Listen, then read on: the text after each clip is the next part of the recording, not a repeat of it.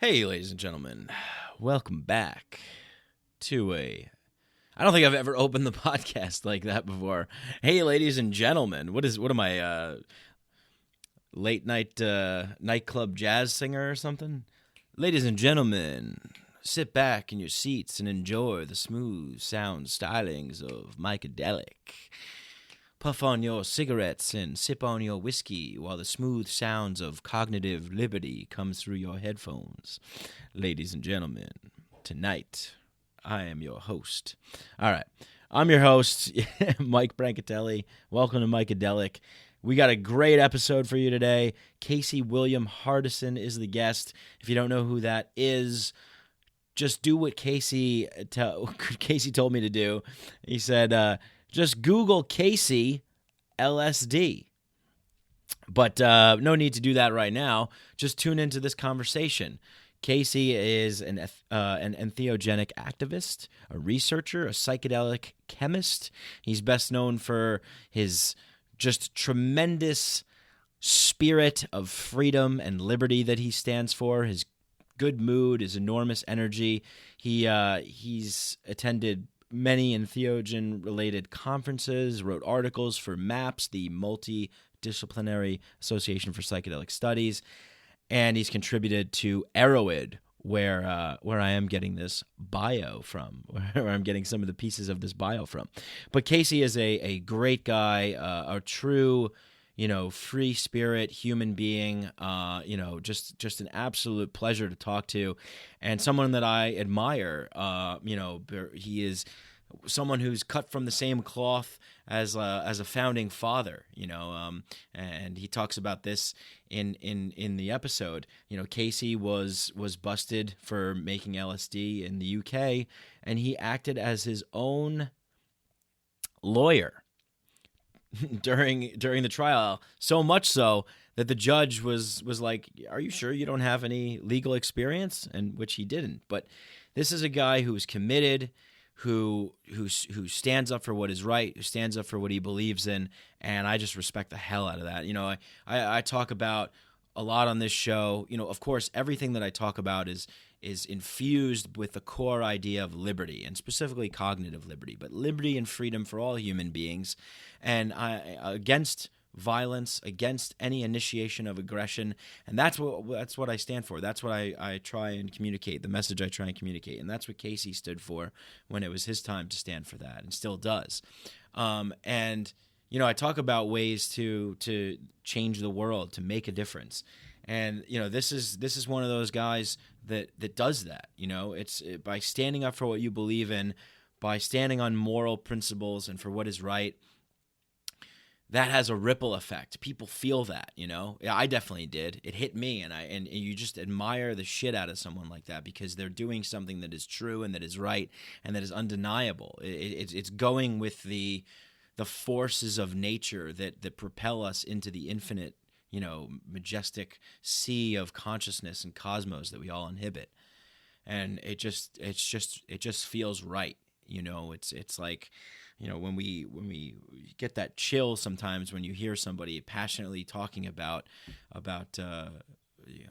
freedom or liberty. I used to get that when I would watch Ron Paul give his speeches and stuff. So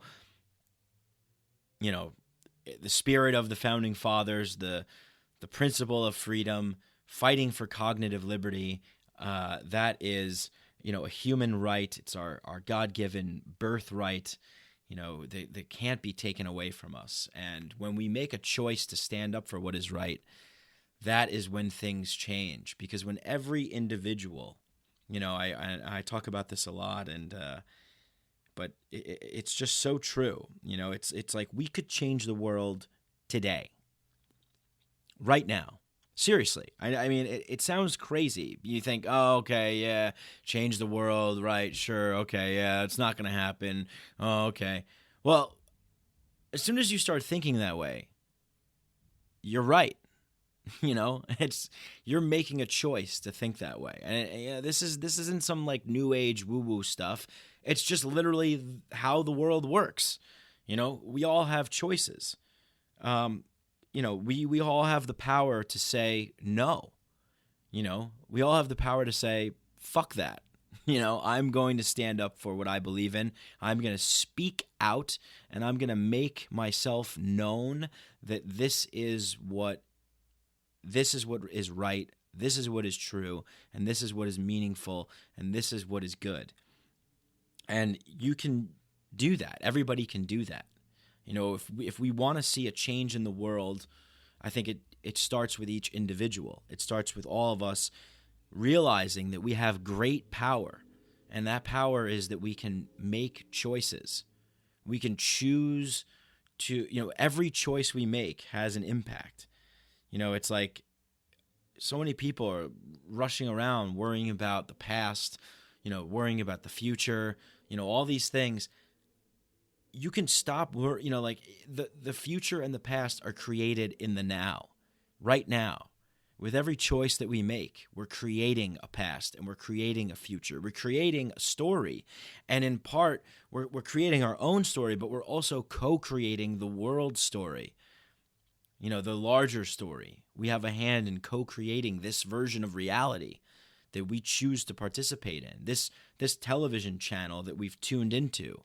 We can change it. We just have to realize that we're all holding the remote in our hands, and that we actually can use our fingers to push the different buttons to change things. And if we all act individually, if we all start believing that to be true, the individual impact has a ripple effect, which then takes on a massive change, a collective impact. I've talked about this on the show before, but people have said, like, hey, look, if you told me that the Soviet Union was going to collapse, I would say that you're crazy. But it did. It did. Things can change when enough people make an effort to stand up and say no, to the status quo, say no to the people, to human beings that think that they're superior to us. So they have to use force and violence against us. Peaceful people.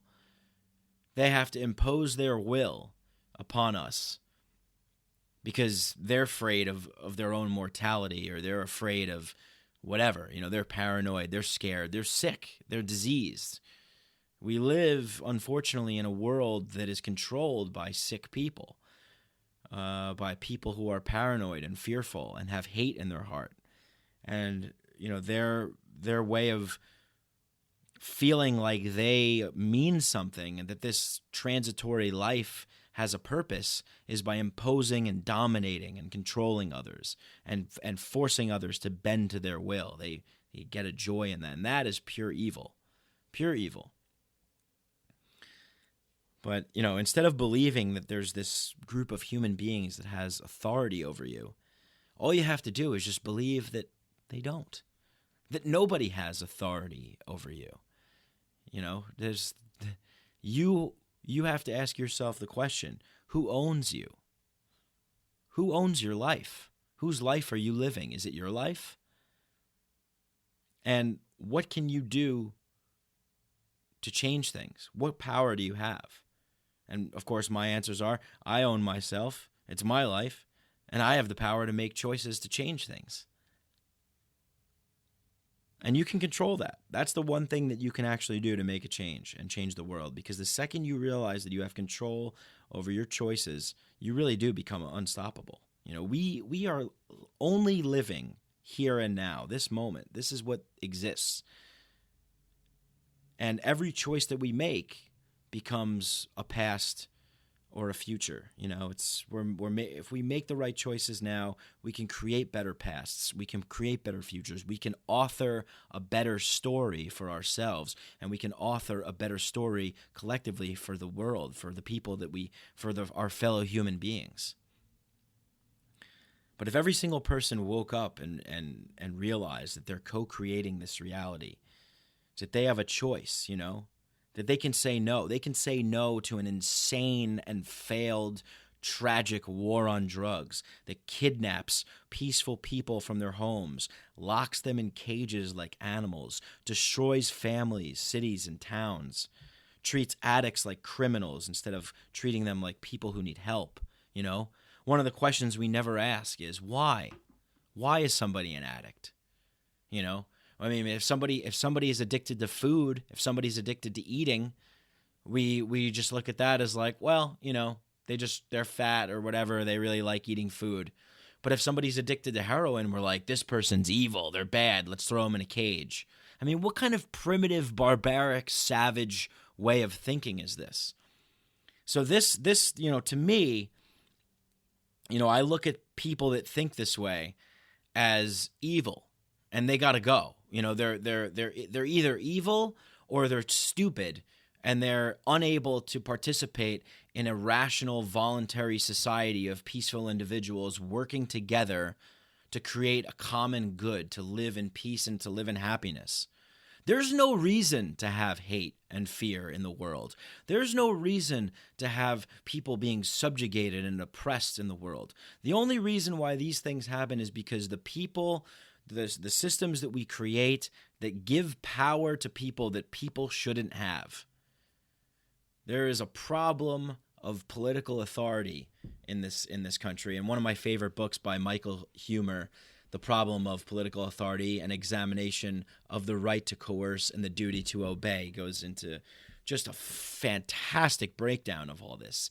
The psychological belief systems that we all have to engage in to kind of make this all possible. The tactics that the state employs to manipulate people's minds, to indoctrinate kids from when they're young, you know, kidnapping them and forcing them to be in compulsory education programs, or as I like to call it, compulsory indoctrination prisons. There's people that are in power that are shaping the way that we think, that are shaping the way that our society and our culture runs. And I discussed this in my last episode about mental health, but you know, we have a crisis in this country and possibly in the world. And that crisis is one of epic proportions. And it's not something to be addressed, you know, tomorrow, or something to be addressed in the future. Well, you know, maybe if we can get the right policy, or maybe if we can get the right people in there. No. This is all you. Every single person has the power to actually make a change. And this is the most, as far as I'm concerned, the most important thing that we can do is to realize that power and to actually put it into action. And and you know what happens is, you know, we have this failed war on drugs, and now you have a guy like Sessions who wants to, you know, escalate the war on drugs. So what are some options? What are some people, you know, they're like, oh well, we need to get we need to change the policy, we need to make sure that we get different people in there. No. The power corrupts, and absolute power corrupts absolutely. Like the Lord of the Rings, the ring of power will corrupt you. And when you allow for this seat of power to exist, someone will get in there and turn it bad. And now we have it. You know, Obama didn't do anything. You know, you like, you know, there's this. It's just that's the way the system is created. That's the way the system is designed. And you know, if people realize that they have a choice, that they don't have to participate in the game, that they can say no, that's what changes things. When all of a sudden, when you have lawmakers refusing to pass bills, when you have people refusing to listen to orders given down to them, when you have police officers saying, I'm not going to make arrests anymore for people who are smoking marijuana because I feel that that's immoral, and I'm not going to do it. When you have one person that stands up and says no, it inspires other people. Other people say, yeah, I can be like that too. I can stand up for what's right as well. And when you peacefully opt out, when you peacefully disobey, you know, Henry David Thoreau, Civil Disobedience. I mean, read that. You know, the guy is brilliant. Ralph Waldo Emerson came to visit Henry David Thoreau in jail, and it was because Henry David Thoreau refused to pay his taxes because he didn't want his tax money to go towards funding violence, war. And I agree. I am on the same page as that. Fuck these evil criminals who want to steal from us and fund their evil shit. Fuck them and resist them. And when Ralph Waldo Emerson comes in to visit Henry David Thoreau in prison, he says, Henry, what are you doing behind bars here? And Henry David Thoreau says, well, what are you doing over there? What are you doing on that side? And that's really my question to everybody. What are you doing over there? Are you just kind of complacently just going along and just acquiescing? All right, well, I don't want to stir the pot too much. Just kind of, don't want to cause too much trouble. Things are okay, not too terrible. I mean, hey, I'm white, so, right? I'm not going to get locked up for a joint. Yeah, that's just it's fucked up, If any man is locked up for a joint, then I am locked up. If any kind of aggression or violence is imposed on someone, I feel it. If the rights of an individual are violated, then my rights have been violated. And that's the way I feel, and that's what I believe to be true and to be right. And I vehemently oppose any kind of initiation of aggression on peaceful, nonviolent people that just want to do things that don't cause harm to anybody else. They declared this war on us, the war on drugs. They declared it on us. They declare a war on people. And that war on people is a war on consciousness. It's a war on free-thinking minds. Every single person in this world is born into freedom as a free and independent, beautiful human being, and they want to put us in cages. Every single day, groups of violent human beings, armed to the teeth with weapons, are sent out to seek and destroy the lives of peaceful, nonviolent people. They want to kick down your door. They want to kidnap you. They want to lock you in a cage like a savage, like an animal, just for putting something into your body, into your own body that they don't approve of, that they don't like, because they want to control you. They declared war on us. They declared war with they're drunk with their power, high off their inflated egos, thinking that they're superior, like they're not human beings, like they don't breathe the same air as us or bleed the same blood as us. They do. They are nothing more than sacks of meat and bone, just like the rest of us, who are all destined for the same ending. We are all eventually going to be food for worms in the dirt. Our lives are now. The time to start living is now. Resist them. They are violent thugs, nothing more and nothing less. And all they can do is threaten us with violence, threaten us with physical violence.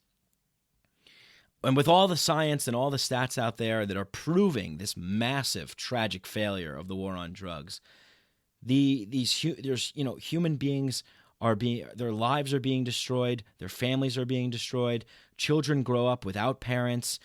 It's all for what, right? It's so these big money interests can sell you the approved, the drugs that they want you to take. So they can control the narrative. So they can get you feeding into their game. And they manufacture all this stuff. They're the state, the big power elite, the power structure, they are in the business of breaking windows and repairing windows. And we just go in this cycle where nothing gets done. There's no progress made. There's no serving humanity. There's no value. There's no contribution. It's all manufacturing, continuously manufacturing fear and terror, all so they can stay in power, so they can create the boogeyman and destroy the boogeyman. So everybody thinks that we need them for something. Well, we don't need them for anything. They are ruining things for all of us. They are creating a world of death and destruction and evil. So look, I'm going to... I feel very passionately about this, and I did an episode about mental health the last episode. Check that one out. But this contributes to that, and I say it in this episode, but Nick Sand, LSD chemist who produced Orange Sunshine, that guy changed the world. He created love and light and peace in the world. And Casey followed in his footsteps and did the same thing. Our guest, Casey Hardison, today, did the same thing. Because they stood for the fundamental principles of what is right. And when you stand for what is right, nothing can stop you. No army and no government can stop an idea whose time has come. So we will not comply. We will not obey. We will resist. We will stand up for what is right. And we will opt out. And we will make them obsolete. That is the choice that I'm talking about. The choice to choose to not participate, to disobey, and to make them obsolete. To invent a new game, a new system, something that serves us, something that we can all participate in without their aggressive behavior. Jeff Sessions and his clan of cronies acting like savage monkeys, throwing their shit at the wall because they don't understand how life works. They're fearful and afraid little monkeys that are scared. Their only solution to everything, the only thing they have is the threat of violence. That's all they have. The only thing they have is the threat of violence. They send men with guns to kidnap you and put you in a cage. That's the only way they know how to do things. It's primitive, it's savage, it's barbaric, it's regressive, and it needs to go. Sessions said, good people don't smoke marijuana. And to that I say, good people don't kidnap people and lock them in cages for choosing to do so, for smoking a plant, for choosing to ingest something into your body that actually makes you more calm, makes you more empathetic, makes you more introspective, makes you feel more connected to your common man. If there's no victim, there's no crime, So listen, I'm going to wrap this up, but because we're going to get into this.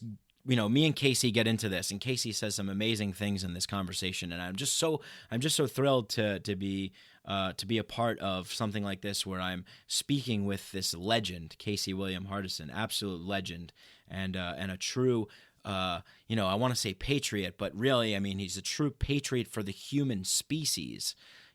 Just an absolute warm-hearted, kind human being. And just a pleasure to talk to, and somebody who is a beacon of light shining for the rest of us to be inspired to want to change, to fight for change, to stand up for what's right, and to let the chips fall where they may. It starts with you. It starts with me. We all have a choice. Choose love. Choose peace. Choose that over fear and violence. Don't get sucked into that game. Choose to opt out, not to participate, to disobey. Choose jobs that are in alignment with your values. Vote with your dollar. Make sure that what you're participating in serves people, serves humanity. Use alternative currencies like Bitcoin, and just opt out of their evil game, and let's make it obsolete and replace it with something that serves all of us for the common good of humanity, for all of ourselves, to find peace of mind, to find love, and to find joy in this world without having to worry about people kicking down our doors and kidnapping us. All right. That's my 2 cents, my little rant at the beginning of the episode. I'm sure I'll devote maybe an entire episode to this, but that's it for now. That was kind of a long one, so I hope you guys really enjoy this episode. I loved speaking with Casey. I can't say enough about him. I just really respect the guy, and he's a brilliant guy. Like I said, warm, kind, and we have a great discussion. So without further ado, please, Casey William Hardison, ladies and gentlemen.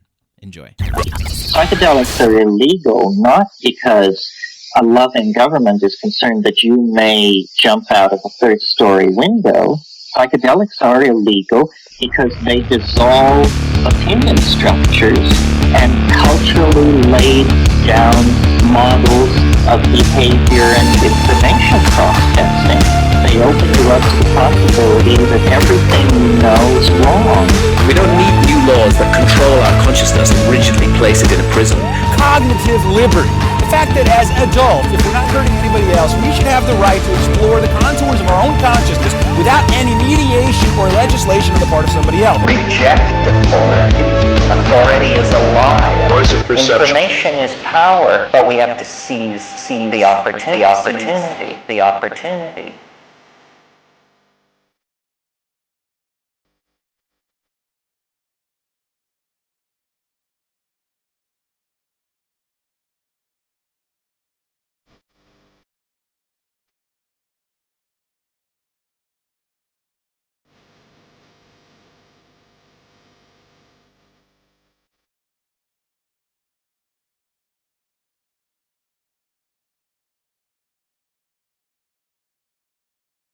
We are not interested in being regulated by the state, manipulated by the state.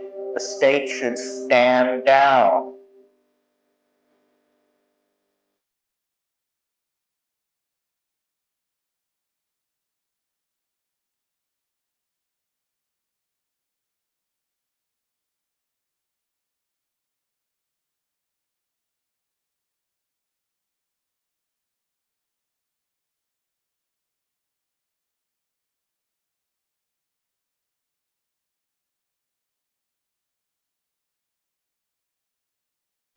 Really, really excited to have this guest on the show. Welcome, my friend Casey Hardison. Welcome to Mycadelic. As we commence at 4:20 Eastern Time here, it's 4:20 somewhere. We are honoring the gods and the eternal spirits, the infinite beings of the globally connected, multi-dimensional, interplanetary universe of love and light and openness and oneness and freedom and liberty. So thank you, my friend, for joining me today. It's an honor to have you here. You're very, very, very welcome. It's a pleasure to be here. Excellent. So looking forward to this. Me too, man. I am very much looking forward to this. You're someone that has been on my mind for a while as in terms of getting on the show and having a conversation with, because like we were chatting before the show, I was telling you kind of my journey, how I kind of got politically active and I was kind of in this like libertarian camp and kind of anti-war, and then all of a sudden I had a beautiful dance with a lovely chemical compound, and I was enlightened, so to speak. It was like some curtain was ripped off in front of my face, and I saw the world in a whole different way, in a more loving way, and so I'm like, what can I do? How can I? What do I do with myself, my life? Like, where do I go? What's my path? I've been all in this liberty stuff, and now I got this psychedelic stuff, and I'm like, well, how do I put them together? How does that work? And then, lo and behold, I stumble upon someone in yourself that, it just kind of blew me away when I found out your story and what you were all about, and the kind of the words that you were saying. I saw a couple clips online of some stuff, and so let's inform the people of this. I know you've probably talked about it a lot, and you've kind of given the story, but once or twice. Maybe one more time for the Mycadelic crew over here. We can tell them kind of how you all got started in this. Well, I like to actually. I got started in much the same way. It's like the veils of my temple were rent in two, to use that nice Christian metaphor, as Christ was dying on the cross. For me, I was experiencing a rebirth, a psychedelic rebirth. Something opened up in my mind. I had contacted some, as I like to call it now, a universal language that showed me that connectivity, that love, that oneness of all of the universe. And moments later, I'm in this super psychedelic, absorptive reverie, and I'm buried myself in the pea gravel on the shores of Lake Coeur d'Alene in northern Idaho, and it's slightly snowing on my face, and I hear these bells ring off across the lake, and I'm like, what the hell is that? And it turns out, when I actually explore that morning, very early on, I go over there and hike over there and walk over and figure out what it is. It's the bells on top of the science building at the local community college. And it just occurred to me in that moment, as I was saying that and realizing that to myself, that it was time to go to school. Wow. And study what had just happened to me. And I was like, I went from someone who had left high school, did the California high school proficiency examination, got out of that system, I'm like, this is just not for me. And to someone who was avidly interested in being in school to learn what transformations had transpired in that last 8 to 12 hours of my life that just completely popped my cork, blew my head off, showed me alternate and a new and a better reality, and even getting out of the more, better, different into the world of a breakthrough reality. Wow. Yeah. I mean, so just for people, that's how I got started. Yeah. So it's one of these things where, I don't think every one of my listeners knows kind of what that experience is like, but you put it in such a great poetic way, because it really is so hard to kind of like put into words that experience that you have, that kind of breakthrough experience. So, and it's just funny how things work out. You heard the bells chime and you're like, it's time to go to school, and cook some shit up, motherfucker. No, and it's time to go it wasn't, to school. It wasn't, I really wasn't like, it's time to cook this. Yeah. I didn't get there yet. It took a little while longer to get there. Yeah. Not a whole lot longer, but one of the things is like one of the ways. So William Blake described his senses discovering the infinite in everything, and for me, I think that is the simplest, most direct way of cognizing something that can't be normally, that's ineffable, not able to be put into words. Right. My senses discovered the infinite in everything on the shores of Lake Coeur d'Alene, and then the bells rang, and then I went to school.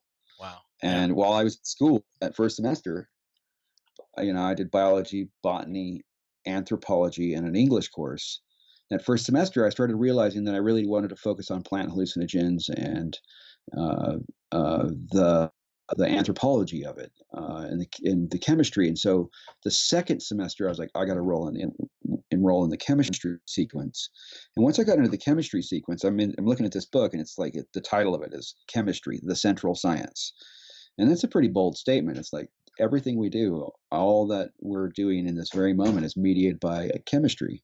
Sitting there in that class, realizing these deep insights about my organism being immersed in an energetic chemical universe, I flipped this page at one point, and there was a molecule of LSD drawn as a molecular structure on the page. And I'm like, holy shit, I'm being taught how to make this.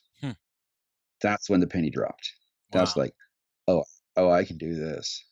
Right. Yeah. I can do this. Well, yeah. I mean, it's so cool. Like for me, being kind of an outsider to this, it really is just totally fascinating that you can really dive into this area of expertise and figure out all the kind of inner workings of it to kind of actually manifest something into reality that actually is a benefit for mankind and for humankind, and for that it's like we like, I of course honor you and respect you for doing that, because it's like, that's part of kind of like the philosopher's stone or something, to go there and to bring something back that can really enhance the quality of life for people in this kind of real way, that most people don't really think about. Most people just, when they're buying something or they're getting something, or, chemicals don't really come into their thought process for the average person, I don't think, at least not for me even. I have to take the time to kind of appreciate where this comes from. So much respect to you for choosing to do that, to walk that path, because, it's like there's all these unsung heroes that make fantastic compounds and nobody ever really thinks of them. So cheers and kudos to walking that path. Thank you. It's been a pleasure and an amazing alchemical journey, to put it in into the Jungian archetype. This is a transmutation of my own self, a transmogrification of my own being through the making of these molecules and the process of learning it, developing the discipline, learning the bench practice, putting my love, putting my intention into this, such that as I offer it to others who willingly seek to ingest such things, they have an opportunity to experience something super clean, super pure, made with love, made with intention, made with discipline, made with the pursuit of the alchemical gold. Yeah, that's amazing. So when you were going through this process in college and you were learning these things and turning those pages in that chemistry book, were you was there anybody that you kind of like were looking to at for inspiration or or something like that? I know that I saw an episode of Hamilton's Pharmacopoeia that you were on where they were talking about Darryl Lemaire and how he kind of took you under his wing. But that was after, I assume. But was there anybody in college that was? That was much after. It's like Yeah. I had this experience. So my first semester of school, I did Grateful Dead tour all the time, and Right. Jerry was not dead yet. He would Awesome. eventually die. And so I was still following Jerry around. I followed Jerry around the summer of '94, and at the end of the summer of '94, I wound up back out in New Mexico, and I was hanging out at this hot spring called Jemez Hot Springs, San Antonio, or the California. I don't know exactly which one it is. I know how to get there. It's about 5 miles deep into the wilderness off the highway. If the gate's not open, you have to walk all the way in. But and I had my school bus there, a double-decker school bus at that time. I had my school bus down there, and this guy drives up, and I see him drive up, and he parks right next to my bus, and I'm parked off to this neighborhood. I'm like, what the hell is this dude parking next to my bus, man? It's my neighborhood. I'm like, I'm in the middle of the wilderness. He doesn't need to park that close to my thing. I don't know who he is. Like, he must. Does he know me?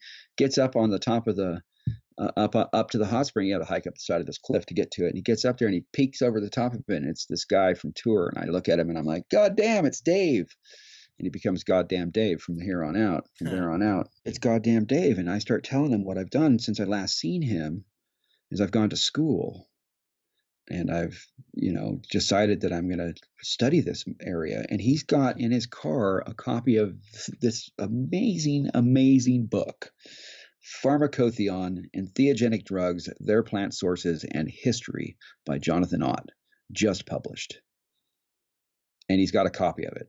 And he's got also a hand of these mezcal beans that he wants to try to figure out how to do. Right. So we eat them and we have this experience, and somewhere in that experience we get really super sick, and Goddamn Dave, as he's called now, it's basically like, dude, if you want this book, you can have it. I know it's going to be a curse to me, blah, blah, blah, or something like it.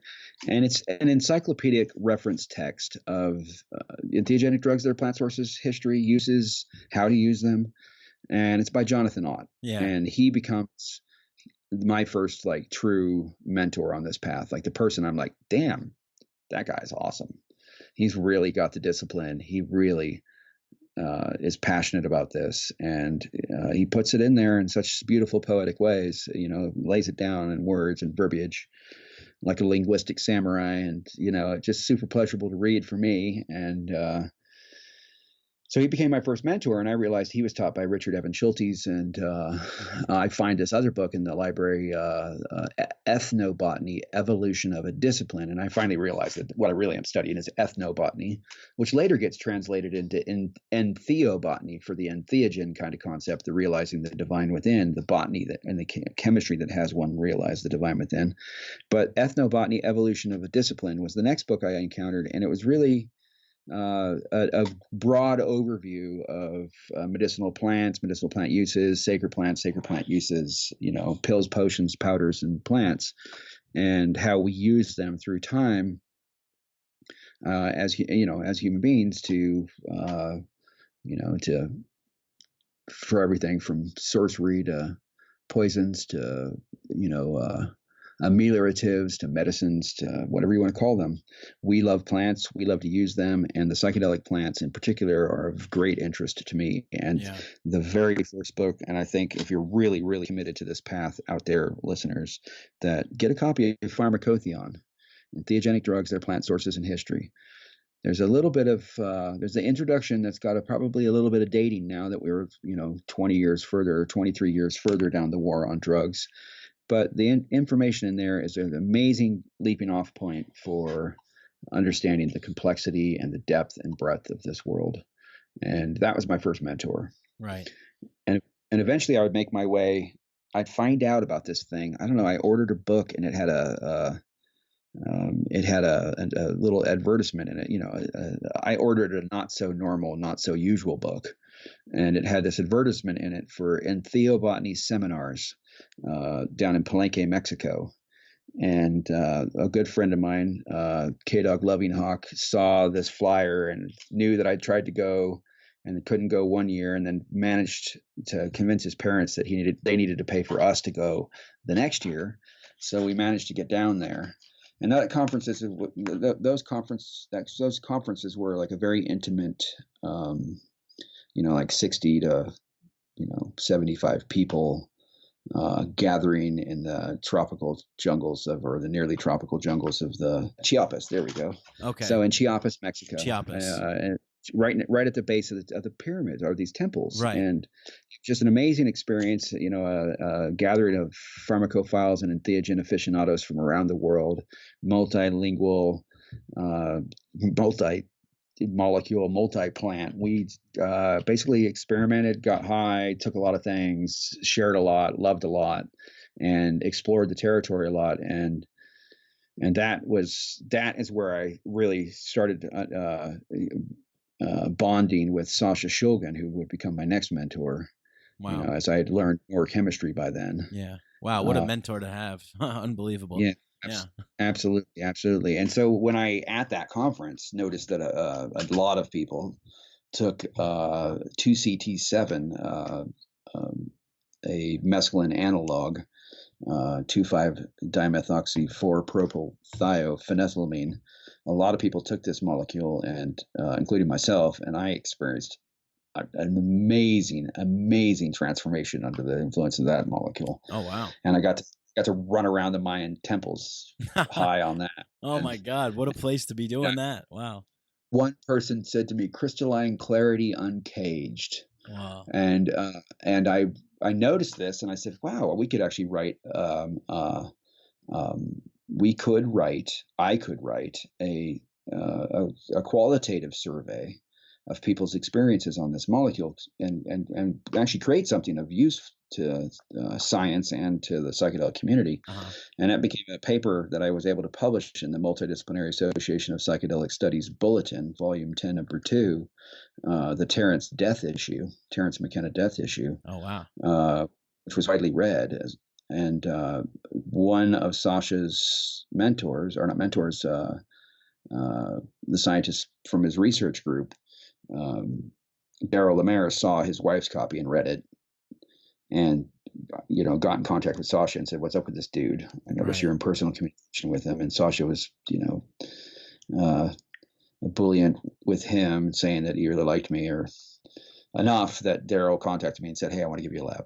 Yeah. And that was a really special moment to be taken under the wings inside of that community and embraced as someone that they could trust to continue to make these molecules for underground therapy and for the community in general. Wow, that's amazing. Yeah, it's like being recruited by like the X-Men or something. It's like, hey, we got to get this guy. Shoulder. Yeah, that's so cool, man. So you were there, you spent time doing that, and then so this was probably what, like late 90s or something, or? No, that was actually that was spring 2000. Oh, okay, all right, early 2000, yeah. And then later on, but late 90s, a lot of the stuff was through the late 90s, but spring 2000 is when it properly matured. Yeah. The full, actually, if there was going to be a moment that it properly matured, it was the full moon of February of 2000. That was the moment that the penny dropped. It was like, bang. The full moon of February of 2000? Yep. I was at Yachilan, temple site on the Rio Usumacinta, with a whole group of us that we had left the conference, and we'd all gathered together and gotten a bunch of buses and drove down to this place called Escudo Jaguar, and then took these boats up the river to this temple site that, that's the only way you could get to it. And we had a experience there that was ineffable. Yeah. Wow. Wow, that's amazing. So I find it so fascinating that the way that you came into all this stuff. I mean, you're looking through these chemistry books, and then you're attending these conferences, and it's like, look at this, they can't make information illegal. I mean, as much as they want to try, it's like people are writing books and they're passing their knowledge and wisdom down, and they're spreading it with other people who are interested and passionate, and it's kind of presenting itself to the right people along their paths like you. And then, we look at these conferences that you were attending back then. And then look at where we are now. Look at how much this has grown, with recently with the Psychedelic Science Conference in Oakland being kind of, I think that was the largest psychedelic conference to have happen, and kind of just this kind of reemergence in this Renaissance age that we're in, coming from where it was in the dark times to now where we're emerging to. Yeah. It's very cool. It's amazing to see, this conference, like the Palenque and Theobotany seminars. There was, I think, 60 in the spring of 2001, 60 people. And that is not a lot of people when you consider that just 2 weeks ago in Oakland at the Psychedelic Science 2017 conference, 17 years later, there was over 3,000 people, plus a lot of people who didn't pay. A lot of people who just showed up to hang out at the marketplace and check out things. Yeah. And the word is spread, and we're in the media more, and the idea of MDMA as a prescription medicine is becoming more and more accepted. It's certainly, in my mind, going to happen. And then once it's a prescription medicine, it's obviously prescribable off label, and more of it will be produced with good manufacturing practices, which is essential. That clean MDMA is available to the world. I think not in the terms of Soma, as in Huxley's Brave New World, but in terms of just creating more connectivity and more empathy. That's one of the great things. It was one of the absolute fabulous things about this conference that we just had, is that the connectivity is just immense at those experiences. People are connecting and sharing data and information and bringing themselves together and strengthening themselves. Amanda Fielding of the Beckley Foundation, who was one of the chief sponsors of the conference, said this quote I found in her newsletter that I received this morning. "These conferences are important because there is a strength in connectivity, a strength in people coming together. And now at each gathering, the number of interested people is getting bigger and bigger. It's rather like what happens in the brain on LSD. There's a vast explosion of connectivity." Oh, wow. I like that. Wow, Amanda Fielding. Yeah, what an amazing person. She's going to be a guest on this show soon. And the people, David Nutt out there in the UK. So there's so many great people involved in this new age of psychedelic renaissance. It's really fascinating and inspiring. Yeah. There's an interesting, you call it the psychedelic renaissance, which is absolutely fine to be calling it. It's a great name. Yeah. Mind manifesting renaissance, or a spirit manifesting, psyche manifesting renaissance. But there's also another phrase for it that I really appreciate, and it's from Jonathan Ott again. It's called it's an entheogenic reformation. Much more powerful than the Protestant Reformation before it. Yes, yeah. This is the kind of Reformation we want to be a part of, for sure. Yeah, not like those repressed sociopaths. So yeah, that's awesome. Yeah, I attended the Horizons conference in New York. That was actually the first. I think that might have been the first conference that I attended, but it was really phenomenal. It was amazing.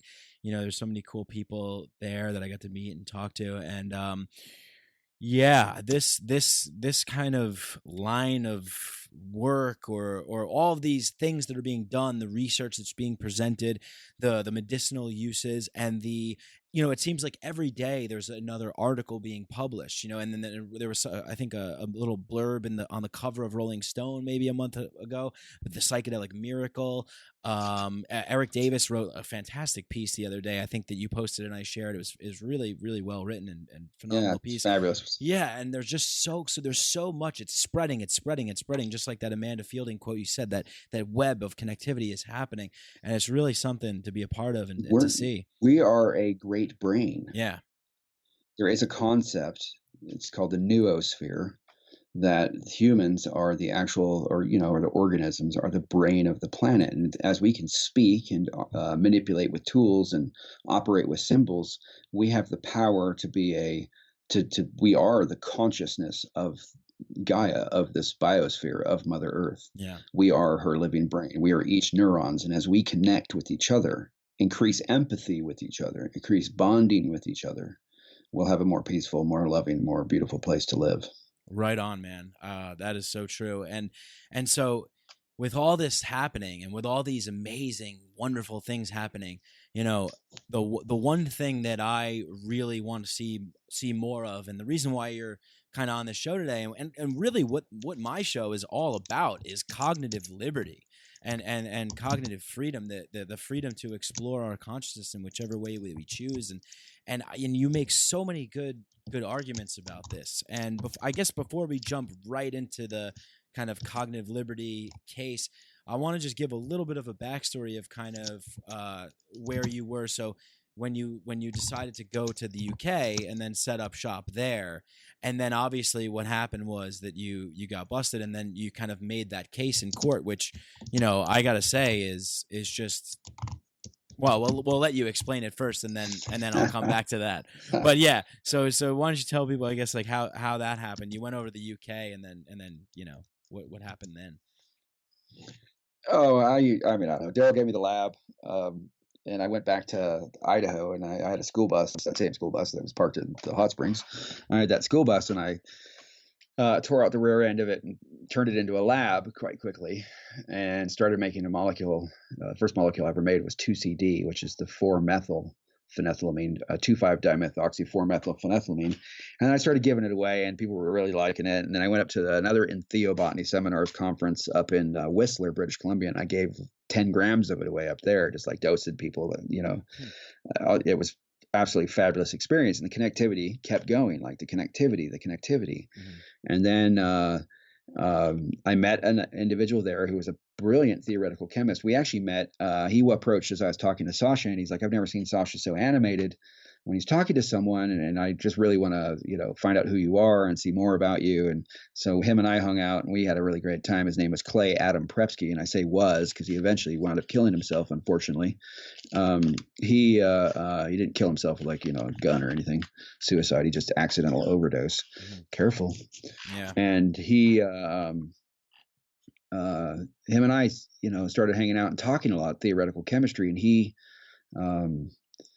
he said, hey, dude, he called me up one day. He's like, hey, you got a venue? I'm like, what do you mean you got a venue?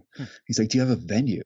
I'm like, a venue? What's a venue? I guess a venue is a place to do things. Yeah, I got a venue. And he's like, I'll be up there. I'm flying in today. So he flies in, and he's got a bottle of what we were calling, what we'd wind up calling shampoo, which was the ketone, the methylene doxyphenyl 2-propanone for making MDMA. And we made a batch of MDMA, and the first little run of it was 66.6 grams, which I thought was quite funny. And we sold that and got out, and this is right after 9/11. We got out of the country and got over to another entheobotany seminars conference on shamanism and tantra in Nepal. And that was small, another like 50 people, maybe. I don't know how many. It wasn't very many. We could all fit in this one little room. And it was shamanism and tantra, and we brought MDMA, so we were definitely well liked. And we had a great time, really fascinating experience. We'd eventually wind up discovering psilocybe cubensi in Nepal, growing in elephant shit, you know, just like Ganesh standing on one foot, blue, sweaty, pallid skin with a parasol over his head. But I would be flying back from that, and a woman that I met at in Palenque in the Jungle Bar right near the conference that we were having, and the Jungle Bar was Rakshita's, and she was one of the servers there, and she would actually wind up being partners with Jonathan Ott for a while, but she was putting on this conference on Ibogaine in England, and I decided to fly into England to this Ibogaine conference, and I was there and supporting her, and we were experiencing great joy with each other. And at one point she looks at me and she's like, you know, we could use a lab over here. And some connectivity was made, and some connections occurred, and I managed to figure out how I was going to do that, and brought a lab to, came to England and basically set up a lab, ostensibly to produce Ibogaine, but in reality, what I really did with it was make a lot of 2CB. Right. And so I was making shit tons of 2CB. I made about 7 kilos of it, and And then as I was doing that, someone showed up with the precursor, the agrotamine tartrate for manufacturing LSD, and I was given an opportunity to make some as a testing. Here's a little tester for you. Can you do this?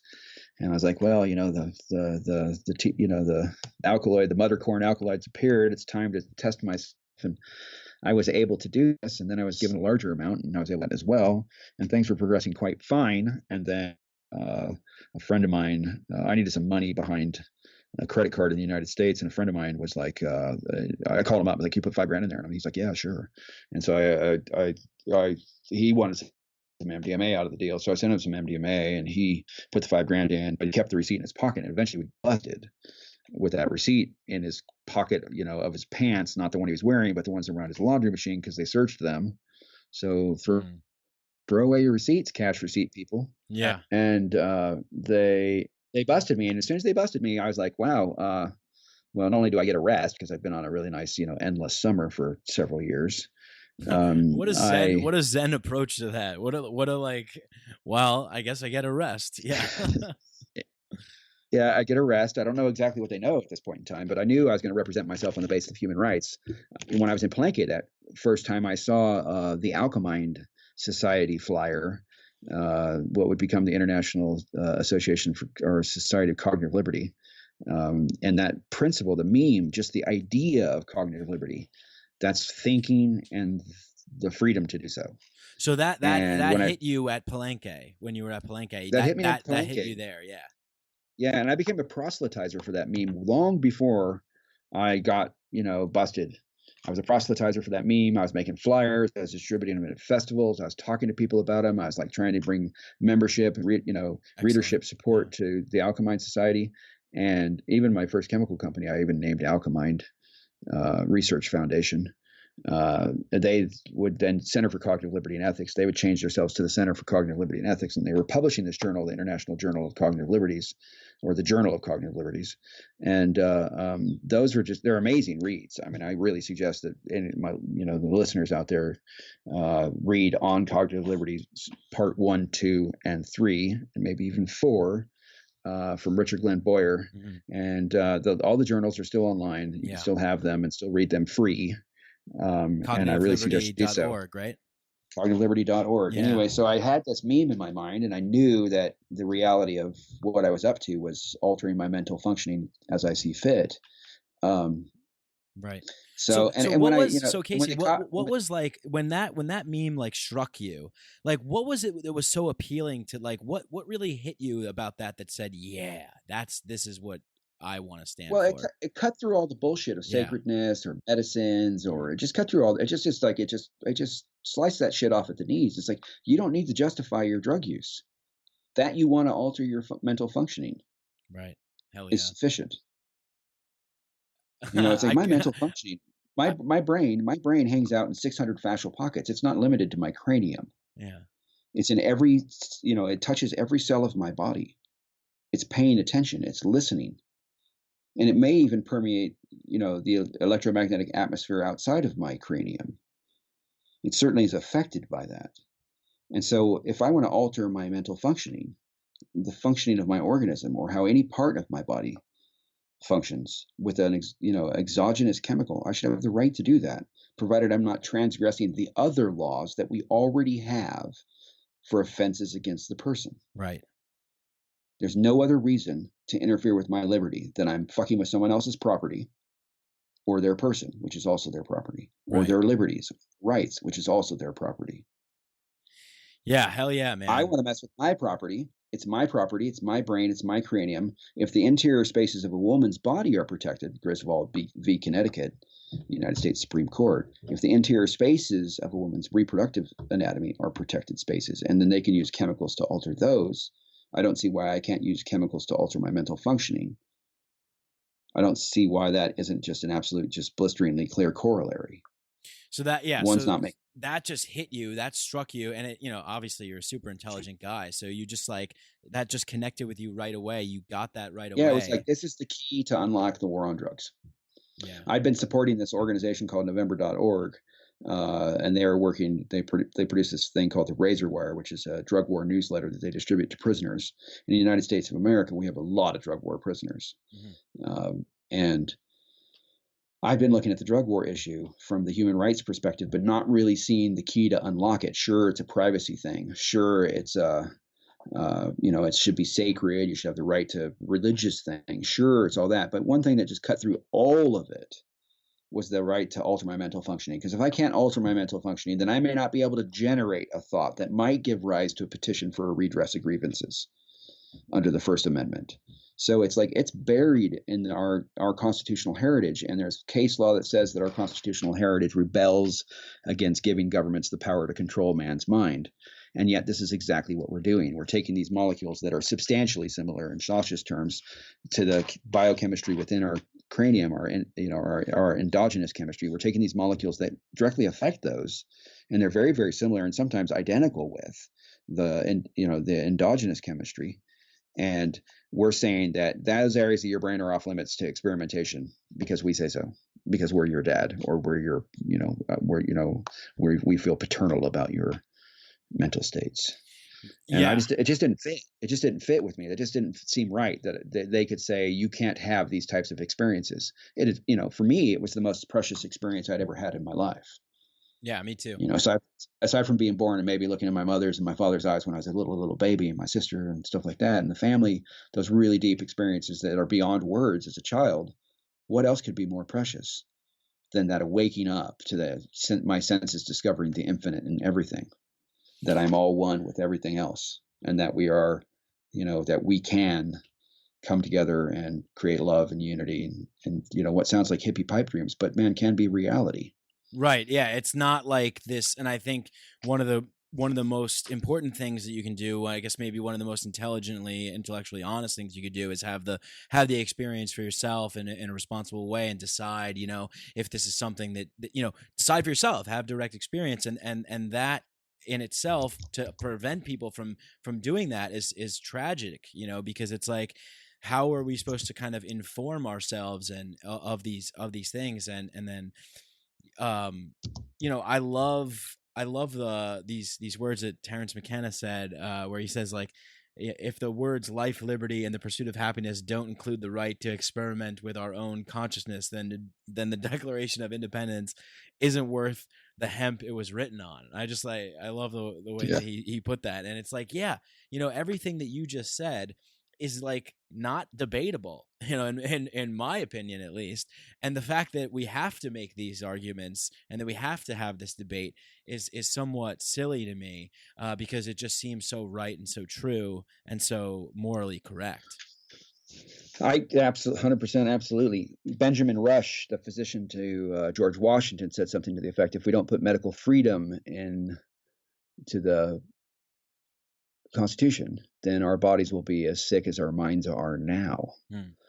And it's quite interesting that he didn't look as far as he could have, which was the right to alter our mental functioning as we see fit. Like in that time, they weren't thinking that there would ever be prohibitions on psychoactive molecules.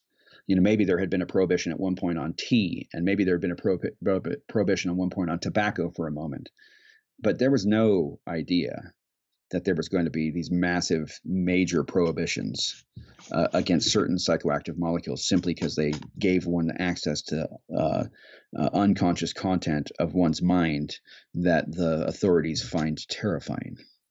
Yeah, it really is something that they fear the most, and look, on this show, I speak my mind and I don't hold back. And, I know you're a guy that does the same thing. And it's like, look, if we're going to talk openly and honestly about this, it's totally a game of control, totally a game of, domination and subjugation and fear and terror, because really, I mean, how, the scariest thing is a person who trusts themselves and who trusts their own inner power, and their that's really the scariest, most terrifying thing for somebody that wants to rule and control you. It's like, no, I'm good. I got my own mind. And it seems like you share that quality as well, and you made it a case. Like I just applaud you so much for for when you got in trouble and you got in trouble. They came and they scolded you, so to speak, but they busted you, whatever. And when they kidnapped me. Yeah, let's be honest about it. When a group of human beings, when they kidnapped me, stole my shit, and imprisoned me, right? Yeah, when a bunch of people got together, they then asked me to justify myself, right. And I tried to spin it around on them to say, you need to justify yourselves in terms of this principle of cognitive liberty, which permeates our constitutional heritage, and this idea of equal rights and equal treatment with respect to alcohol and tobacco producers. And so what was going on for me is like, I got arrested and I get this duty solicitor, and he's a really awesome man, and yet he doesn't have the power to argue for me before the Crown of England. And I managed to retain him as a solicitor and keep him without having to pay anything. And we have this barrister that comes really highly recommended. His name's Rudy Fortson, but he was looking for he's a Queen's Counsel now, which is a QC. At that time, he wasn't yet a QC, but he was allegedly the best litigator in drug policy and drug law. And I had him and I retained him, and I was talking with him, and I asked him to represent me on the basis of human rights, the Human Rights Act of the United Kingdom, as well as the European Convention on Human Rights, and on these principles. And he said, I can't do that. I'd be professionally embarrassed. And I thought, wow, that's just amazing. The guy has to speak with a forked tongue. He has to speak for the Crown, as well as allegedly attempting to defend me. Oh God! And that just didn't seem right. That was just like, this doesn't work. Violates every principle I could feel about liberty and right to a fair trial and stuff like that. And I said, well, you're fired. You got to go. I can't work with you.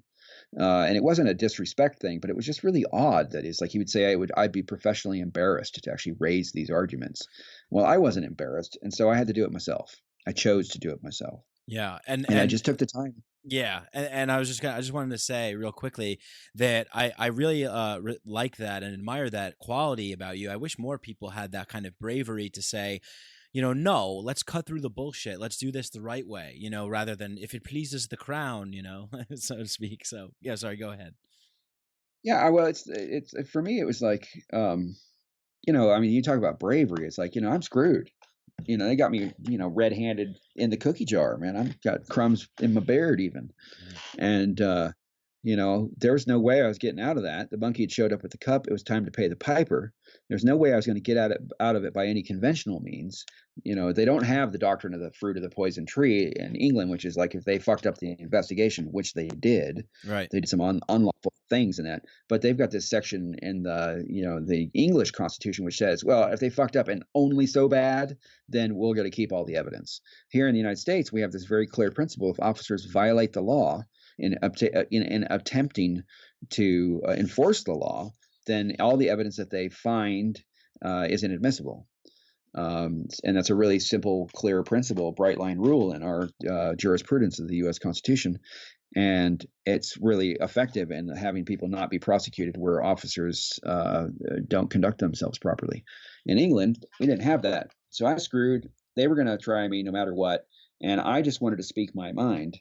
And I wanted to be in an attempt to articulate. I wanted to be not necessarily just to be the first, but I wanted to articulate these principles in a court and have it heard, and hopefully have them ring out around the world. Those who speak up against an unjust law are showing highest respect for the law, rather than just bowing down and adhering to it. Yes. According to Martin Luther King Jr. Yeah, hell yeah. I did not want to bow down and say, "Oh yeah, you got me." They were like, they had offered me, I wound up getting a 20-year, I got 86 years for sentencing, but they collapsed to 20 years. They offered me like half of that. I'd have been out in 5 rather than the 9.27 if I'd just start squealing on my friends. And I'm like, you guys have just no morals. There's no ethics in that. It's supposed to be law. Law is the highest ideal that like we have come up with in a long time as a human society. The idea that the law is king, not the king be law. And here I am, these people, they've got no morals, no ethics. They want me to roll over on my friends, destroy families, just like they just want to, they think they're doing the right thing. Maybe. I bet most of those officers don't.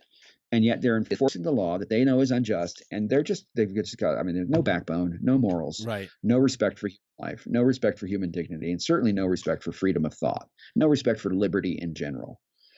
And I was very impassioned to speak out and like make the best case I could possibly put forward. Plus, I was inspired by the fact that I was in Lewis, California, or not Lewis, California. I was in Lewis, England, East Sussex, and I was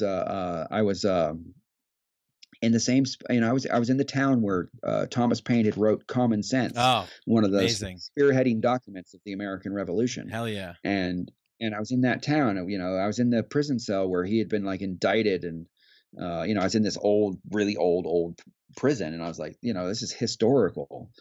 And so I grabbed all the information I could and tried to speak as eloquently as possible and like put the historical reverence into the idea that this is a position that in time, even if it doesn't happen here with my trial, my experience, there will be a day where I will be seen by the mass of humanity as to be right in my position.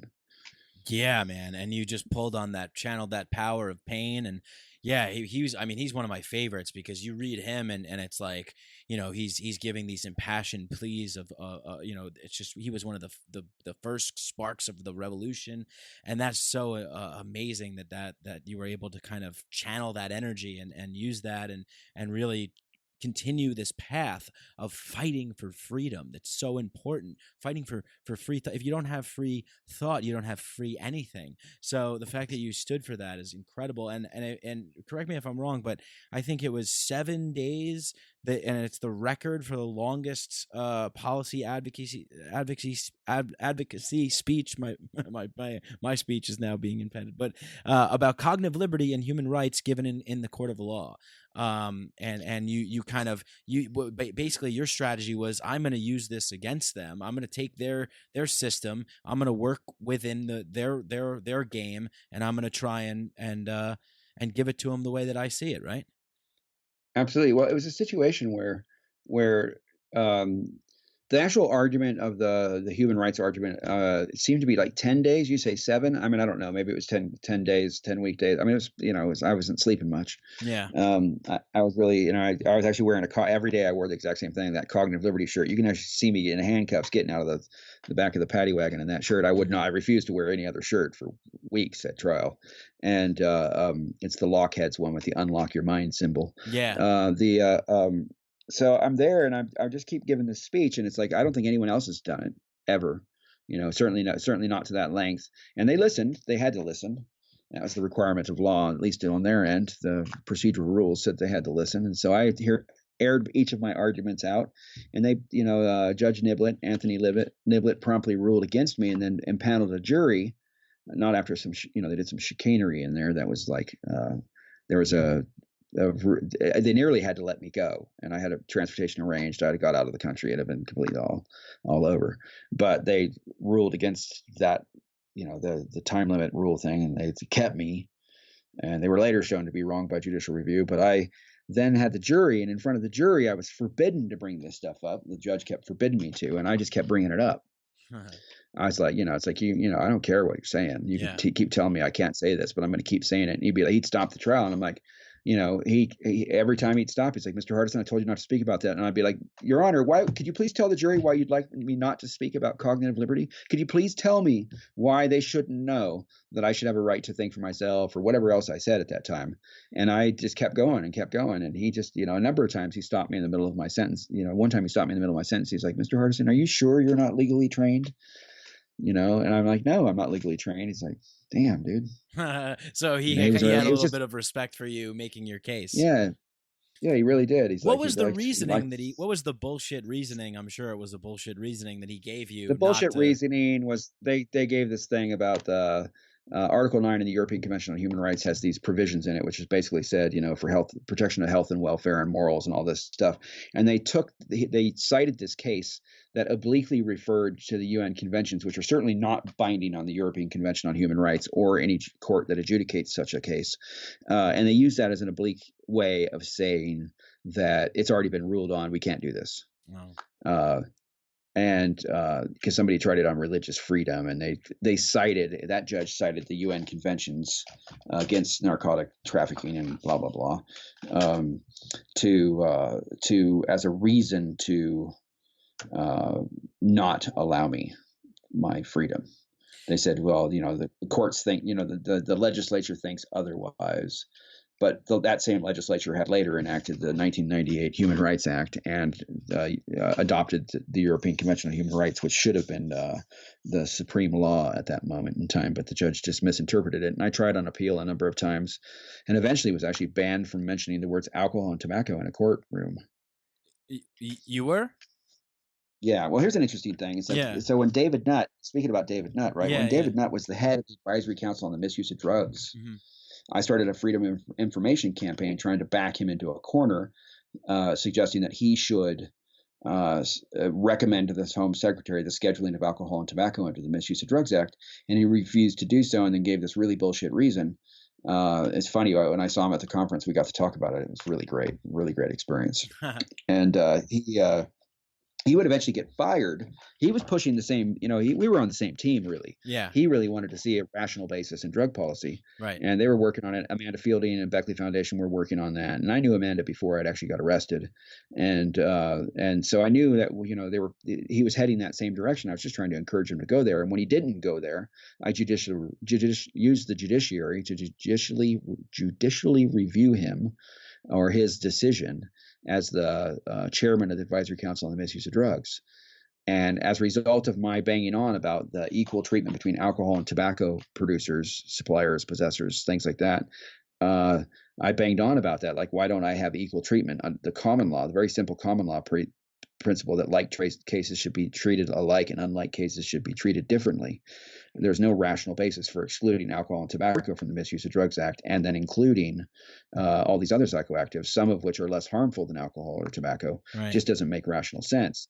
And as a result of making that argument in several venues, I sued the Home Secretary as well for not scheduling alcohol and tobacco.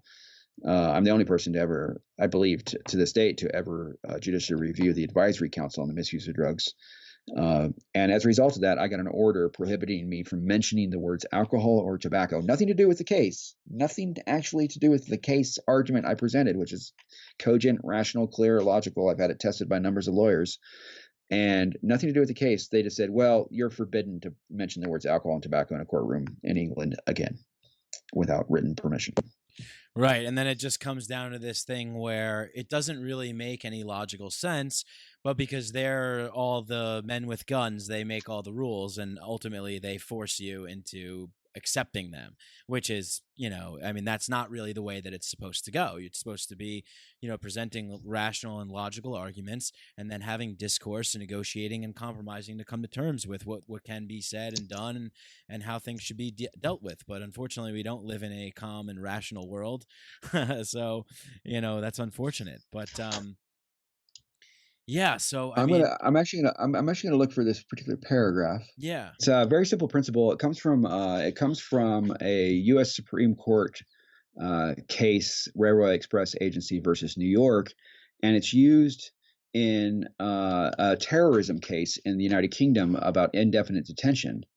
And that's how I found it. It's used in an indefinite detention terrorism case. And I was reading this case because I read a lot of Supreme Court jurisprudence whilst I was in prison. Yeah.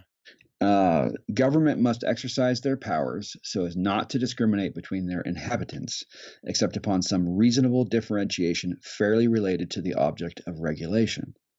This equality is not merely abstract justice. There is no more effective practical guarantee against arbitrary and unreasonable government than to require that the principles of law which officials would impose upon a minority be imposed generally. Conversely, nothing opens the door to arbitrary action so effectively as to allow those officials to pick and choose only a few to whom they will apply legislation, and thus to escape the political retribution that might be visited upon them if larger numbers were affected. Courts can take no better measure to assure that laws will be just than to require that laws be equal in operation. So the idea that alcohol and tobacco users aren't included in the Misuse of Drugs Act or the Controlled Substances Act here in America, that allows the officials to escape the political retribution that would be visited upon them were they to prohibit such drugs. Right. Now they use the same exact principles with no reasonable differentiation. There is no reasonable basis for differentiating between alcohol use and, say, ecstasy use. Mm-hmm. No reasonable basis whatsoever. Both are harmful. Alcohol kills far more people than ecstasy ever does. Yeah. And it's not related to the object of regulation. The reason that they excuse it from the, alcohol and tobacco from the Controlled Substances Act or the Misuse of Drugs Act in the United Kingdom, there's no rational basis for that. And so this is the very simple doctrine that encapsulates both the problem and the remedy in regards to the drug war and these issues. We really need to take and regulate all of the molecules that we most love. And we need to regulate not the molecules, but the property activities with them, the possession, import, production, supply, storage, stuff like that. We need to make regulations on those for like LSD and 2CB and DMT and MDMA and on, such that they can be lawfully manufactured, so that they can be made with good manufacturing practices, so that they can be supplied safely, that there are safe places of consumption and supply, so they can be labeled correctly, just like they do with alcohol, just like they do with tobacco, just like they're starting to do around the States with cannabis. Yeah.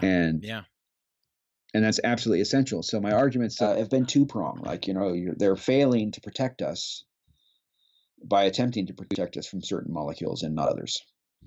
And the other thing is that as they're failing to do that, they're abridging my cognitive liberty, my right to alter my mental functioning as I see fit.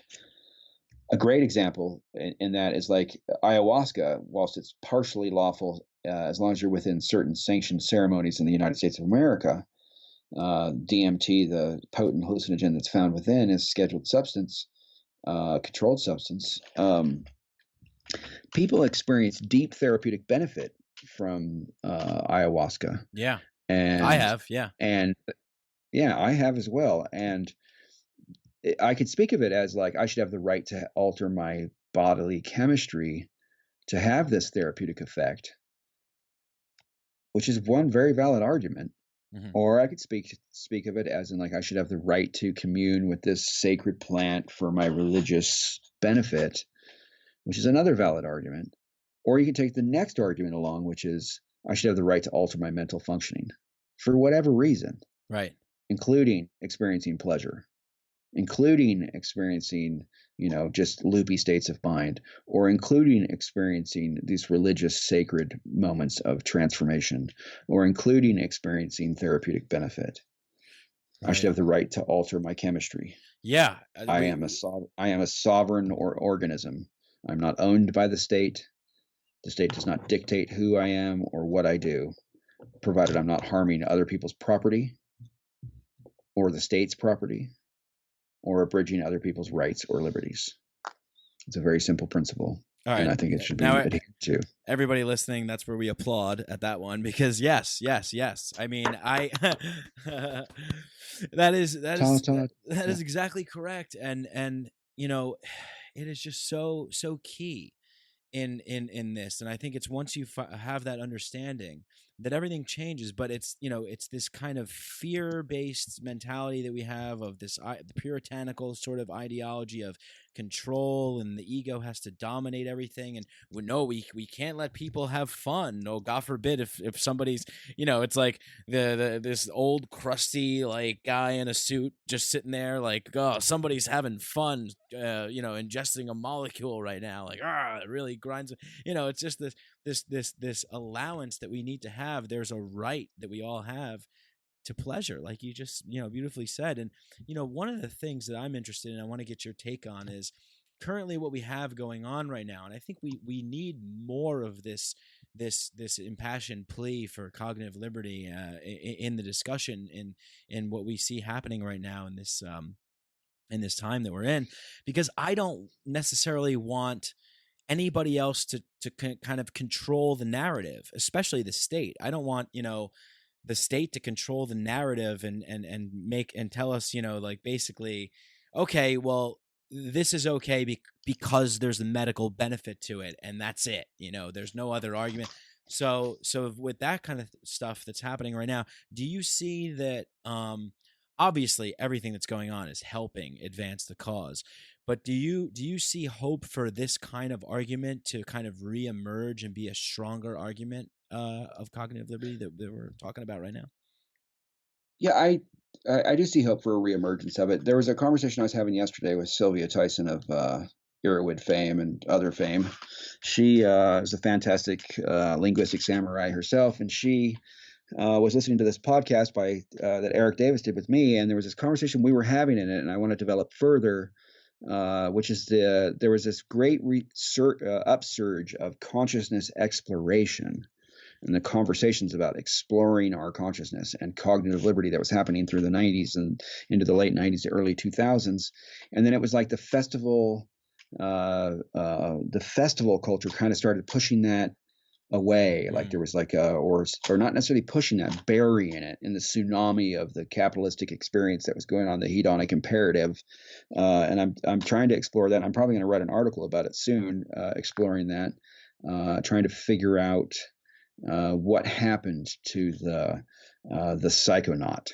Yeah, man. Like where is the real psychonaut these days? Right. Yes, and I agree, because I took part in these these music festivals and stuff that were going on in like 2010, 11, 12. Like that's when I started to kind of get into it, and I really despise this kind of co-opting or hijacking of what is a raw, real, and true message that they try and package up and kind of sell back to people, especially my generation, the millennials, or whatever you want to call it. It's like, the people that it's like so commercialized, and it's like, okay, you have these sanctioned spaces for like, having fun and stuff like that. And yeah, people are going to experiment, but yeah, where's the kind of the deep philosophical conversation, the revolutionary kind of founding father-esque conversation of, our rights to the freedom of our minds, for fighting for mind rights is how I like to kind of put it. Like, we fought for all these rights for all of our time, fighting for civil rights and for women's rights and for gay and lesbian rights and LGBTQ rights, and it's like, fight for mind rights. Like that's the one right that unites us all. So yeah, I worry a little bit in terms of like people of my generation and younger who get into these festival scenes, and they're all in their Snapchat and their Instagram, and it's just like maybe getting lost in kind of like exploring what the meaning and purpose is. I watched man, Nick Sand passed away recently, and that guy was just a legend.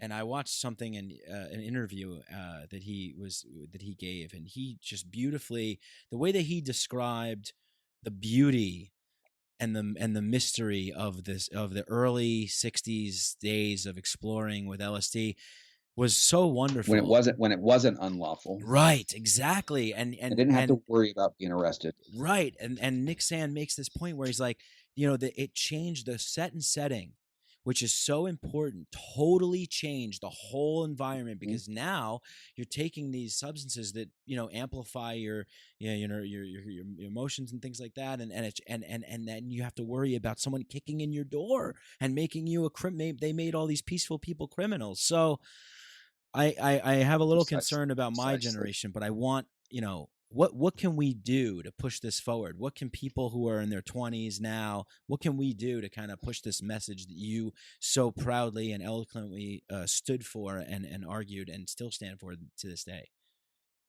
As someone who does actually still stand for it to this day, like very, very much so, I think we could spread the meme. Obviously, the more we reproduce the meme, the more brains that carry this concept in their mind, the more liberty we will eventually have. There's a very interesting thing that you started with. You started talking about being co-opted. That's precisely, like Hakeem Bey in the very first issue of the Journal of Cognitive Liberties wrote this article called Against Legalization, or published this article in the Against Legalization. And he talks about the co-opting of dissent, or the co-opting of the psychedelic world. Yeah. Once processed as commodity, all rebellion is reduced to the image of rebellion, first as a spectacle and last as a simulation. The more powerful the dissent is art or discourse, the more powerless it becomes as commodity. In a world of global capital where all media function collectively as the perfect mirror of capital, including this media, we can recognize a global image or universal imaginaire, universally mediated, lacking any outsider margin. All image has undergone enclosure, and as a result, it seems that all art is rendered powerless in the sphere of the social. In fact, we can no longer even assume the existence of any sphere of the social. All human relations can be and are expressed as commodity relations, including with the courts, including with like forfeiture and seizure, and including with our social security numbers, and including with the governments wanting to tax and regulate us. Except they don't want to tax and regulate this thing called psychedelics. Why don't they want to tax and regulate psychedelics? How does it seem to escape this sphere? And why does it seem to escape this sphere? And then yet you see these microdosing studies, which are like, oh, it increases productivity at work, which is increasing the capital and then the tax take. And if the governments maybe see enough of that, maybe they'll go, oh, well, maybe this isn't so bad after all. Especially in the microdosing format, we can get more productivity out of our workers, less down days due to hangovers and alcohol.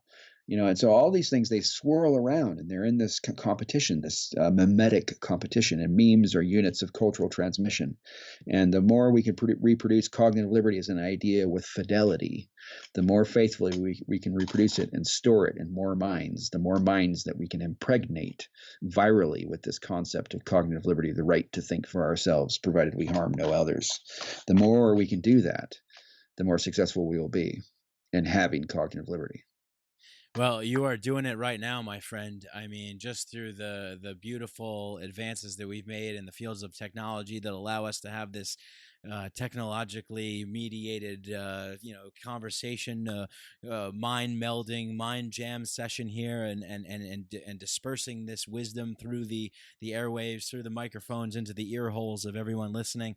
It is spreading. And yeah, I mean, wow, I just want to add to kind of what you just said, because that was so powerful.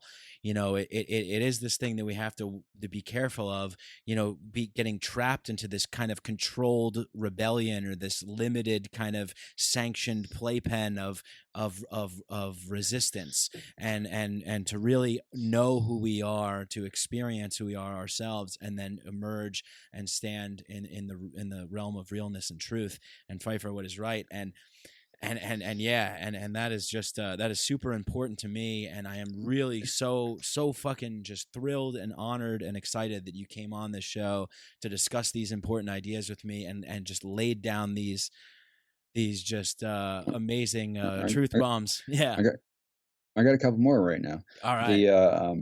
So you talk about these playpens, right? Yeah. There's this amazing playpen. It's called Burning Man. Yes. And it's very interesting. Like the global elite seem to want to attend, so they work really hard all year long, and they make their art and all this stuff, and all that political capital that they could be spending is being spent on making art and preparing for the burn. And so they're not participating in the politics. They're staying out of the politics. Many of these people. I'm not saying everybody. There's no one size fits all, because I'm a burner, and I go and I burn brightly. And it's like we have these festivals, and we have festival culture, and everybody works during the week and then parties for the weekend, and then it often forgets to take the principles, the insights learned about compassion and kindness and love and respect and unity, and that we're all one, and that we're all, where there's nothing that really divides us except that which we make up in our mind, and that we forget to take these principles into our general daily life. There's a lot of people who go to the burn who actually learn to burn wherever they go, and that the burn never stops. People, get people talking about, oh, when I'm back in default world. No, it's all one world. Mm-hmm.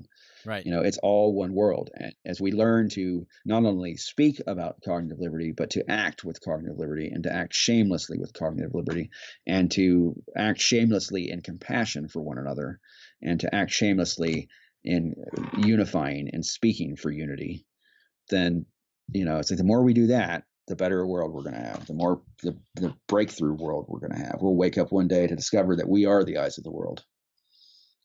Yeah, totally. And it really does start with the individual making a choice to do so, and to kind of just the way that you did that, what you did when you got busted. First of all, I just must say, you get involved with this stuff, and you're doing what is a major service to humanity, and and you're providing things that are doing these wonderful things for people. So you're doing these things, and then when you get caught, you decide to stand on your principles. And when you do that, when you did that, it let a domino effect, a ripple, it's like dropping like a mini like psychedelic bomb across the globe, and it affects people, and people like me are inspired to continue down that path. And so thank you for that. That's very fabulous. All I did was, when I heard those bells ring and I realized it was the school, as I just translated a very simple insight into action. And I just kept following that idea. Translate the insights into action. Translate the insights into action. When I wrote that paper at the Palenque and Theobotany seminars, when I wrote that paper on 2CT7, I simply was translating an insight I had. I was high as I could possibly be, laying on the deck at the pool, nearly immobile, with this, soaring eagle Technicolor rainbow thing visual over my body. Must have been a cloud or something. I don't even know what it was. And then suddenly the penny dropped. It was like, again, it was just like, holy shit. There's 50 of us right here, right now on this molecule. I could write a paper. I popped up off that deck, grabbed my computer, and started jotting notes down as fast as I possibly could, which was really cool because under the influence of 2CT7, I wrote that article. Yeah. And even under the influence of 2CT7 that high, I could still write all that shit down and operate it enough to actually get in. I even hitchhiked into town and got it printed up, and then brought the survey back to the people. As they're coming down, they're like getting the chance to fill out the survey. Not one of those persons knew that they were going to participate in some sort of science or any sort of survey. But so many participated in responding to me, and I really am grateful for that. That translated into my first lab. That translated, it just kept on going. The ripples, the domino effect keeps going. The connectivity keeps going. Yeah. We are creating a connectome of psychedelic minds is incredible, and it's a pleasure to be part of it. I love it. The noosphere, absolutely. Teilhard de Chardin is the one of the primary writers on that. And then I participated actually again at Palenque. I met this guy named Lorenzo Haggerty, or Larry Haggerty, who ran the Palenque Norte. I met him there. Exactly, and I actually got to talk to him the other day. It was really a pleasure, and he asked me to be an editor for his book, "Spirit of the Internet: Speculations on the Evolution of Global Consciousness," which is available at the Matrix Masters website. You can find probably just by clicking through the Psychedelic Salon through the links and stuff. Spirit of the Internet: Speculations on the Evolution of Global Consciousness, because that's what we're doing. We're evolving a global awareness. We're often, acting locally and thinking globally, and the more we can do that, the better this world's going to get. Yeah, and it's just the perfect time for that to be happening right now. Of course, there's dark forces out there, and they're wanting to do nefarious things. But we have such a power on our side and inside of us, and the ability and the means to kind of execute on these things nowadays. And it really is just a great time to be alive. So, just want to get to a couple of questions before we wrap. One is, I always ask this question on the show. Well, first, actually, we'll start with this one. Some listeners have written in. They said we want to hear about some maybe a bad trip story, but I don't know if you want to share a bad trip story or maybe just an interesting or memorable one if you have one. I don't. I actually don't have a bad trip story. Okay, cool. Nice. I've never. I've experienced long dark ayahuasca sessions. Yeah. That were like really difficult to get through.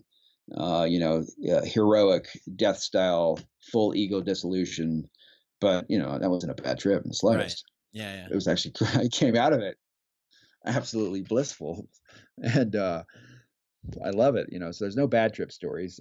Good trip stories. There's so many of them, I don't even know where to start.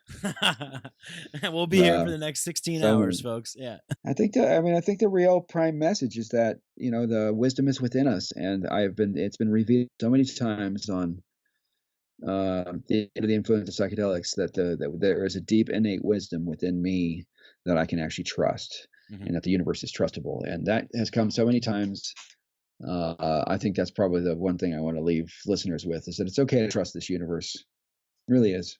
Yeah. This place is it can serve us. It really can serve us, and we can serve it, because we're it. We're not different. Right. We're not separate from Earth. We are made of it. This is our place. This is where we're at. We belong here. If you're searching for a place to belong, you belong here. If you're wondering if there's anything wrong with you, there isn't. You're functioning perfectly normal. You might actually be functioning on a bit of faulty software, but I'm pretty sure there's nothing wrong with you. It's totally okay to be who you are. You're not alone.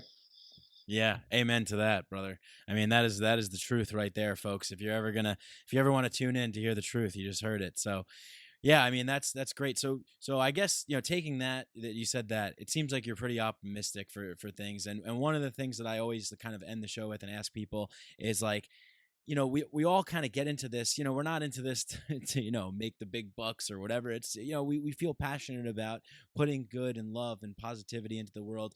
And there's an aspect of kind of, changing the world for the better. So what would that look like to you? What's like Casey Hardison's, world look like in the future, or now, so to speak, maybe? Well, I mean, I think the world, a future world would be, it's like, actually, if I want to start from like the one message that I got really early on as a youth, even before I took psychedelics, there's a simple line in The Gunner's Dream on the Final Cut album by Pink Floyd, and no one kills the children anymore. That was what it really looked like. We'd stop killing children. Yeah. We'd stop dropping bombs on people. Yeah. We'd realize that we're all one population, that there's plenty of resources to go around, and that we can actually feed everybody. And we'd let go of all these delusory belief systems that have us separate, that have us believe that there's an afterlife, that we could actually make a better, we don't have to worry about this life. The next life is the one that's going to be okay, and everything's going to be fine. So let's just fucking blow this world up and get there.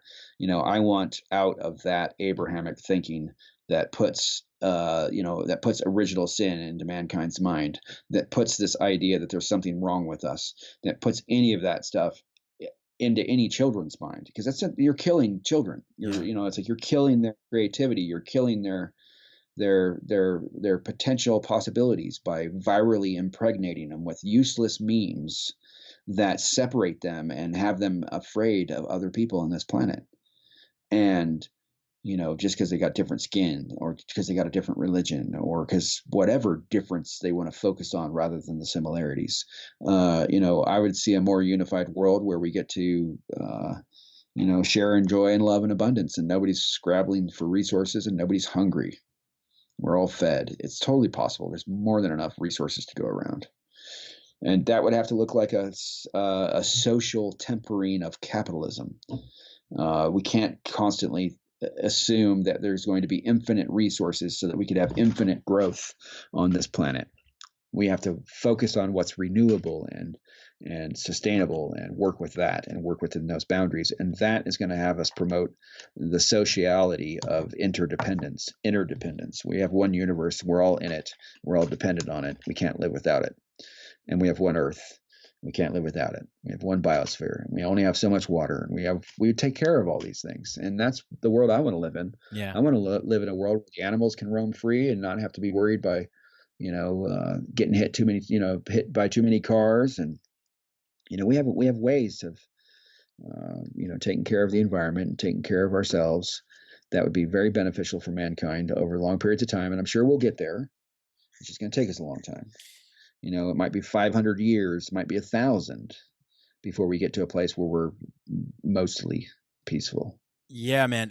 And you said something, I forget where it was, but it stuck out in my mind. Something about like being the where you grew up, and like the bison or the buffalo that were being mistreated, and then that would in turn be the way that we would mistreat the Native American population, and then that sort of thing. So yeah, I mean, like it's all one if we treat with something with care. There was a calculated program of exterminating the bison because it was the primary food source of the Plains Indians of America when they wanted to run the train tracks across there, and the pilgrims and the settlers wanted to come out and take land and make farms and homesteads out here. They killed off the bison so that they could suppress the Native American population. who actually lived here. It was their territory, their land.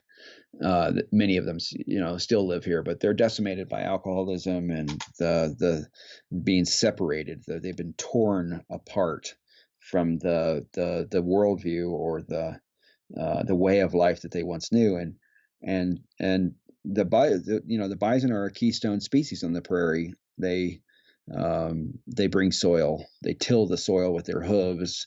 They shit. They eat the plants that are produced with sunlight and the nitrogen that's trapped out of the air and in the soil, and they till that over, and they make topsoil. And when we eradicated the bison, we had the Great Depression and the Dust Bowl. Yeah. It's all connected. It's all connected. Yeah. It's all one. There's a very, very, very, very, very, very fine line between alone and all one, and that exists in the minds of man and nowhere else. Yeah, in the mental prison of man that can be sometimes if we have the wrong people at the helm. And I think the old kind of power structure is changing, and the new tide is turning, and we're seeing a new birth emerging. And I feel positive about it, and I know you do. And so, hey, man, this was awesome. This was incredible. I wish I could keep talking to you for another 3 hours, or 4 or 5 or 10 or a million. And we'll definitely connect again. I hope to. And just tell people where they can find you and any kind of work you're doing right now, or just where they can see you. Yeah. They can find. I have a blog page at erowid.org in the blog section. I also have the Erowid Vault at again erowid.org. I work with a number of different organizations. I write. I've experienced a year of a lot of silence where I've just been very quiet about my writing, but I'm reemerging, and I'm writing more. I have a Facebook page. You can find me there. You can find me under my full name, Casey William Hardison, on all sorts of places. Just search it. Hell, just put my first name and the word LSD into Google just for kicks, shits, and giggles. You can find me there as well. It's pretty easy to find me. Yeah. I'm in the process right now of I've been trying to avoid writing a book for a long time because I didn't feel like I was ready, but I'm now ready, and I'm about ready to launch a campaign for a GoFundMe or something of that sort for publishing a book about the life and times of this entheogenic chemist. Excellent, man. And, please let me know, and I will promote that for you. I mean, that sounds exciting. Thank you. Yeah. Thank you very, very much. I'm actually just moved into a new spot where I'm very calm, and I've got, squirrels on my deck and raccoons that visit me at night and deer in the garden down below, and lots of birds in the trees right next to my balcony. And I'm in a really, really beautiful spot. And I think I'm going to take this time right now to sit and write and put a lot of this down on paper so that I can make a larger difference than I'm already making. I've realized recently that I'm reaching more people with my words now than I ever reached with my molecules. And Nick Sand was a very interesting individual who died recently, as you said. He produced, 250 million doses. He reached a lot of people. Yeah. It'd be nice if I could reach 250 million people with my words. Well, you have some pretty triumphant, amazing, excellent poetic words. So I think that's possible, man, for sure. And, I'm going to be here to support you. And I hope people listening were inspired by this and will support you as well. So once again, just thank you so much, Casey, for being on this show. Guys, thanks for tuning in for this episode of Mike and Delic. See you next week. Peace.